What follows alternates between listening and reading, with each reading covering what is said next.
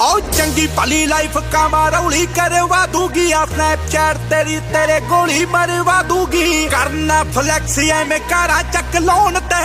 लोग की राय नी धमकी आजू फोन ते टाइम पास कर ले कोई घट दी ना टौर है तू खरगोश हुण चीतियां दा दौर सिर जेड़े चकदे आ उन्हां उत्ते दाब है कैमरे च गोली रख मौला खराब झूठ दे बयान आजो मैकां उत्ते आउंदे ने रले मिले दोष खल नहीं काई उत्ते आउंदे ने एवें कितों झोटे आसमानों राई दी